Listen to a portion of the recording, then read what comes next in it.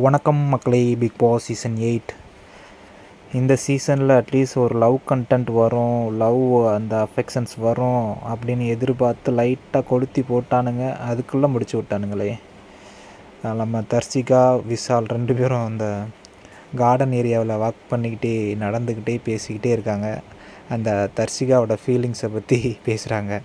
தர்சிகா சொல்லியிருப்பாங்கள்ல ஜாக்லின்ட்ட, எனக்கு விஷால் மேலே ஒரு ஃபீலிங்ஸ் இருக்குது, அந்த ஸ்கூல் டாஸ்க்கு அப்புறம் அது கொஞ்சம் அதிகமாகிடுச்சு அப்படின்னு. ஸோ அதை வந்து ஜாக்லின் போய் கேட்டுருச்சு போல் விஷால்கிட்ட.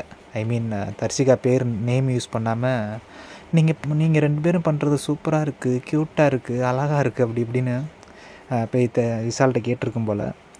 அதுக்கப்புறம் பொண்ணுங்க எல்லோரும் சேர்ந்து கலாய்க்க ஆரம்பிச்சிட்டாங்க போல் தர்சிகாவை விஷால் பேரை சொல்லி. இப்போ நம்ம ஒன்று லவ் பண்ணுறோன்னா நம்ம அந்த பொண்ணு பேரை சொல்லி நம்மளை கலாய்ப்பாங்கள்ல, வரும்போது போகும்போதெல்லாம் அந்த மாதிரி கலாய்க்க ஆரம்பிச்சிட்டாங்க போல்.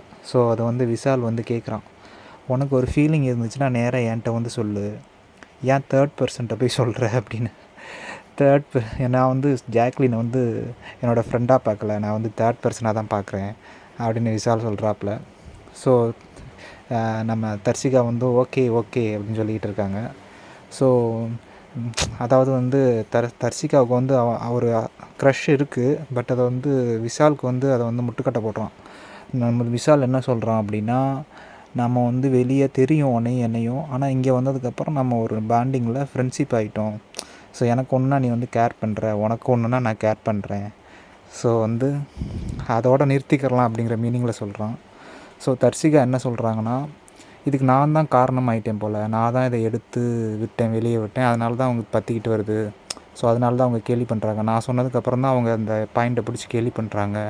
ஆனால் அவங்க கேலி பண்ணும்போது எனக்கு வந்து கோபம் வரல, நான் வந்து சிரிக்கிறேன் என்னை அறியாமலேயே அப்படின்னு வந்து தர்சிகா சொல்கிறாங்க. அவங்களுக்கு உள்ள அந்த லவ்வை வந்து வேறு விதமாக சொல்கிறாங்க. இருந்தாலும் பேர் என்ன, விஷாலுக்கு வந்து அது இன்ட்ரெஸ்ட் இல்லை போல். ஓகே மச்சி, சில் மச்சினே 10 தடவை சொல்லியிருப்பாங்க தர்சிகா.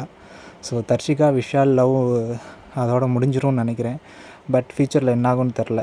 நான் நினச்சேன் சரி தர்சிகா முத்துக்குமரன் லவ் வரும் அப்படின்னு, அது வந்தால் செம க்யூட்டாக இருந்திருக்கும்.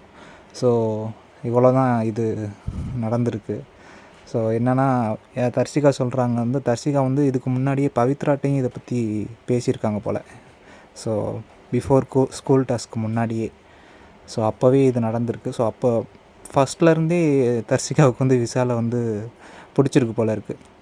ஸோ அது முடிஞ்சிடுச்சு. ஸோ ஓகே, அவங்க வந்து ஒரு ஃப்ரெண்ட்ஸாக இருக்க போகிறாங்களாம் இனிமேல். ஸோ மாற்றி கேர் பண்ணிக்கிற போகிறாங்களாம் ஃப்ரெண்ட்ஸாக இருந்து. ஸோ எப்படி கேர் பண்ணுறாங்க என்னென்னு பார்ப்போம். பட் லவ் இல்லை மக்களே அப்படின்னு அவங்க சொல்கிறாங்க, பார்ப்போம்.